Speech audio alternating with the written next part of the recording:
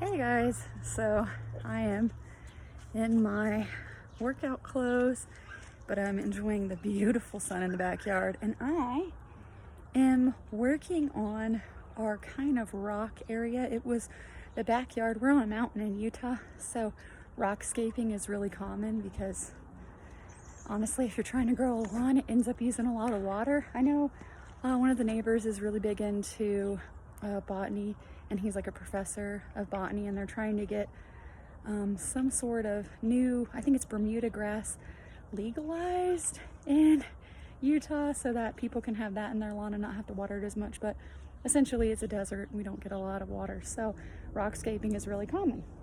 So what I'm gonna do, because we get a lot of weeds and then the compost kind of trickles down in between the rocks too, I have done gallon jug sowing, which works really well actually. And so I have a bunch of these gallon jugs, and I have like creeping thyme in them. It's really awesome. You just put the seeds in a gallon jug. I think I did a video on it. I have alyssum or alyssum, I don't know how you say it, royal carpet and creeping thyme, and like alyssum carpet of snow, I think. So they're different colors, and the creeping thyme comes in a couple different colors, and I'm going to plant it between the rocks, and hopefully it will kind of, and I have some phlox as well, but hopefully it'll kind of flock down and then be really pretty, and also be really good food for our bees that we also have. So it looks kind of a hot mess now, but if I document it while I go along, then later I can look back at my hard work and be like, wow, that looks really good. And you know, if it doesn't turn out great, well, you live and you learn. And I found something positive to do in the sun before it got blazing hot in Utah. So yeah, let me show you what we're working with. So essentially our compost pile is here, and there's like fly traps and stuff, but the compost trickles down a little bit, and I'm going to spread a lot of it in between the rocks. But I've already started over there, and along the tops some alyssum and phlox and I think rock crust and a couple other things. But here's all the rock area, and you can see there's a lot of rockscaping, and I'm hopefully trying to cover these big rocks with flowers. And then there's our beehive down there, which will greatly benefit from it. So this is kind of the before and intermediate. I don't know if you can see it, but this is some of the creeping thyme down in there. Starting to grow really well. So I will untape this and start some of this in the ground. And it should take off. This is what I did last year, and everything I started this way and then started in pots took off and did really, really well. So that's the goal. I'm also going to show you a quick, so I know this looks super ghetto, but I'm telling you it works. I dumped the rabbit cage and the brooder stuff right here, and I'm trying to level out the ground. And this, I put underneath of it, I kid you not, whole wheat seeds.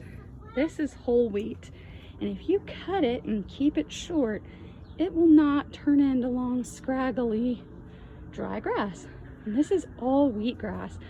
This is super ghetto, I'm sure, to a lot of people, but it's also a very cheap way to start sowing a lawn and then not be devastated if you're in the desert and it doesn't work. So like that's regular grass, the tall ones, and then this is all wheatgrass, and I just rake this and level it out. And then we have our dollar store Jimmy rake here. It does not work as good as one of those whatever those things are called where you put water on the top and it trickles down, but it's pretty, and all the pots are like $1. And then I bought one of them green stakes. Oh, green stalks, I think is what they're called. It does not work as good, but it is 10 times cheaper. And when I water the grass, it just gets water. So super nice. But yeah, we're working on sowing some grass. It's a work in progress. Here's another little dollar store green stalk. Got some stuff growing over here. Hopefully it will be really, really nice. Still no grass down there, but like I said, it's a work in progress. So you gotta unduct tape it, and I just take the clump and then I pull off these little sprouts and I kind of spread them out. Or you could take the whole clump and just bury it in the ground, see what happens. It's gonna spread out on its own anyways. Now if you do it like I do it, it's gonna smell like dookie. when you dump it out in its little clod. That's because I use compost in my little gallon jugs. So smells like hot greenhouse dookie. But that's why the plants are doing so well in it. So I'm just gonna push it in between this rock here. Cover it in some more compost. And in a little bit here, we're gonna let the hose run and sprinkle it. But you can already see there's some up here that's gonna trickle down. I started it up there so the chickens, when the chickens got their fence enclosed, they would leave it alone because they couldn't get to it. Now they don't care to come up here because they know they ain't getting through this impenetrable fence. So they should leave this alone. So random thing I was just thinking. So I've been seeing a lot about, I don't know what they call it, like the official word, but it's like glamorous homesteading, like people that just looks 10 kinds of hot, like they're gonna go on a date with their hair done and their makeup done and cute outfits that are clean when they're homesteading or whatever. And I think some people see that and they get really intimidated, like, oh, I have to get dressed up like it's a hot date just to go do homesteading. And listen, there's so many more people that are just doing it like me, just in their freaking ugly Crocs, like sports bra, dirty ponytail, just whatever. I think, like, what I love about homesteading is I think it empowers you to kind of provide for yourself and realize that you can do something so much more outside your potential than you ever thought. Like when I learned during the pandemic to process quail, I had never killed an animal. I had never eaten anything other than like chicken and bacon and like beef. And I not only learned to process an animal with my own 2 hands, but I tried a different kind of egg, I tried a different kind of meat, and I liked it.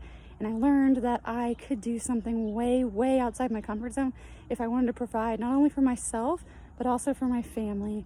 And so I don't really care. I mean, sometimes, but not really. If I look a hot mess while I'm working on my homesteading, because it makes me feel good and it makes me feel empowered. And I don't need to cake on a ton of makeup for me personally.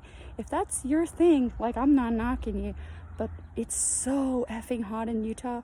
I know I'm just gonna sweat the makeup off and get mascara in my eyes. And so if I happen to have gotten ready for the day and I have time to go outside, or like on Sundays, I go to church and then I do stuff, I already have makeup on, that's fine. But if I want to get out before the heat of the day and I quick did my workout and then ran outside, I'm not gonna take that extra time to put on makeup because time's a ticking. It's about to get hot outside in Utah. So it's not stupid hot today, but this is just me. I'm just enjoying my time outside and I don't need makeup to enjoy myself. So yeah, just hopefully you guys know that you want to follow somebody that is not gonna like perfectly edit their YouTube videos, but is gonna be so raw and real with you about